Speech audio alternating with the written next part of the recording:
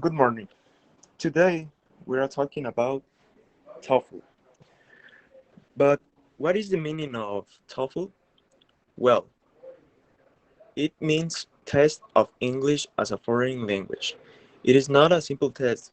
Actually, it is a very important test because this test shows your skills and abilities in English.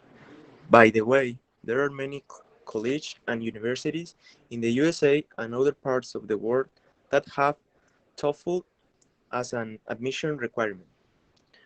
There are two types of TOEFL. One is a computer-based or TOEFL IBT, and the last one is the most common test, is paper-based or TOEFL ITP. The structure of the test is listening, writing, and grammar, structure, and reading. For instance, you are expected to get a minimum score of 550 points in your TOEFL simulator. Another thing you need to know is the TOEFL certificate expires after 2 years. Depending of the type of the test you need to do is the payment for that. TOEFL ITP, the price is 560 pesos. TOEFL IBT, the price is 2,150 pesos. Depending of the type of TOEFL you apply for, that will show your skills and abilities in three parts of the test. For instance, if you take TOEFL ETP, you will need to prove your abilities and skills in reading, listening, speaking, and writing.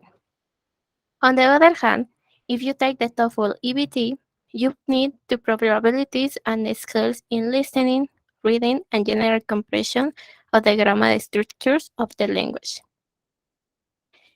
If you take TOEFL, you need to have knowledge of vocabulary because vocabulary takes an important place in the structure and writing expression sections. Since you are asked to complete ideas or choose the inappropriate elements of a sentence, you are going to take an important examination. Nowadays, a consequence of vocabulary is you need to have a correct speech.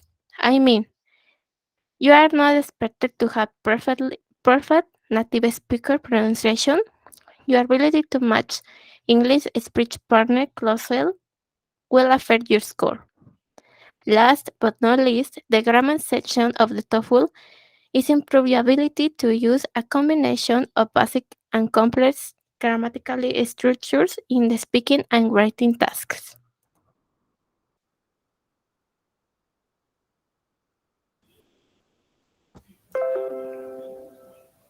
Some recommendations for the preparing for you for the TOEFL are: take English language courses before taking a TOEFL test preparation course.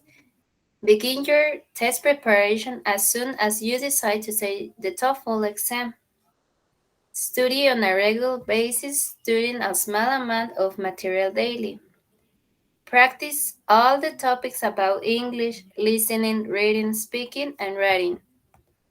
Take a diagnostic test to identify where your weak areas are. When you identify, study and practice these skills to improve your weeks. Become familiar with the test format and how to answer the kinds of questions and respond to the kinds of tasks in each section. Practice budgeting your time to respond the task. Visit the website or write to the administration office of the college or university of your choice and ask for their interest requirements. They will confirm the minimum TOEFL score required for admission.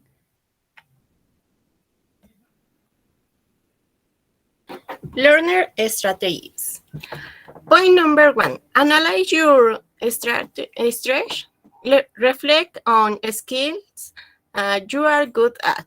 What strengths you use to master those skills, and how you can use those strengths to reach your goals for the TOEFL test. Point number two, Identify your learning style. Think about how you learn best. Use this knowledge to plan a study session that fit your style of learning. Point number 3, motivate yourself. Motivation refers to your desire to do something. Your motivation could be driven by external goals. Point number 4, set goals. Goal setting is an important process. You should set goals that are specific, challenging, and attainable. Set long term goals. Then come up with a list of smaller steps that lead towards attaining them. Use these steps to build a goal map of short-term goals that lead to your final goal. Point number 5, plan your study schedule. Find time in your schedule that can be set aside for longer periods of concentrated study. Also, identify activities in your daily routine that can be combined with learning. Point number 6, check your progress. Keep track of your progress and modify your study plans accordingly.